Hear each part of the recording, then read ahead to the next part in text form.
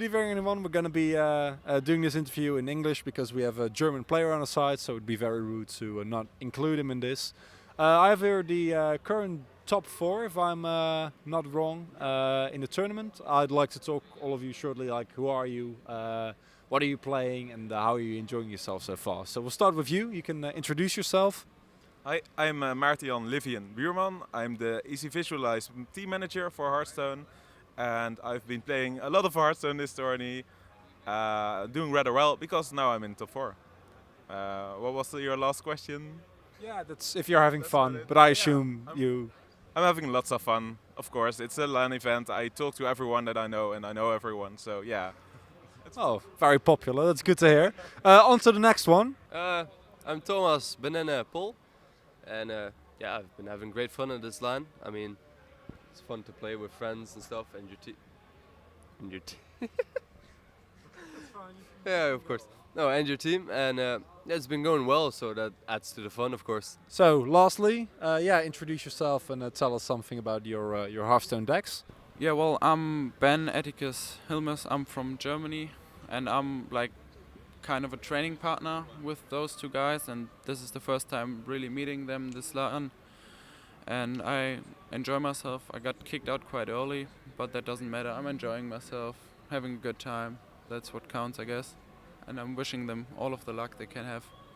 Well, that's very nice of you. I'd like to start with, I mean, you obviously can't give away too much because you still have opponents to face, and as I'm... I know my decks by now. oh, they know your decks by now? Yeah. Oh, very well. Yeah. Oh yeah, because you're playing each other, so that's something else entirely.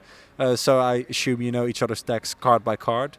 I think that's how it goes. So are you looking forward to that? I mean, it's always unfortunate, but it's rather late into the tournament, so it makes sense that it would happen at some point.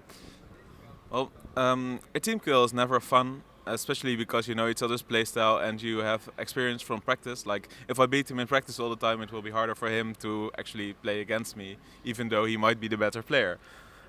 But yeah, I'm looking forward to the match. I think we're both pretty good players, proven by that we're still in the tournament, and that it will be rather exciting. Yeah, it's gonna be amazing. I mean, the fact that we couldn't be in the final together, that's really, yeah, that really sucks. But at the other hand, it's great to have an ECV player in the top 3, so I'm happy about that. I mean, I would ask you as well, but unfortunately, as you said, you dropped out. You mentioned that you were a training partner. For the people who aren't as familiar with Hearthstone, can you explain like why is a training partner important? Because obviously the guys value you really much if they have you come over. Besides the fact it's obviously really fun, but like the purely in playstyle, how important is it to have a good practice partner when you prepare for a LAN? So a practice partner is really important because it's another person having a different look at the game, and it's always a person you can come to when you have like certain things you want to try, but you can't try on ladder because there are certain decks that just don't work on ladder because stupid aggro is played on ladder. And if you say like, well, I want to counter Zoo, and then as a practice partner you can go like, well, I play 20 games of Zoo, even though I might lose 18 of them, it's still for practice, so to see whether the deck is actually good against Zoo or not, for example. So it brings a lot of variety to like the standard way of just laddering your way through, because tournament decks are often quite different from ladder decks. So that's why I think they value me as a player. Yeah, thank you very much. You're mentioning how ladder decks are often very different from tournament decks. I assume it's because you have a lot of more opportunity to prepare for your opponent.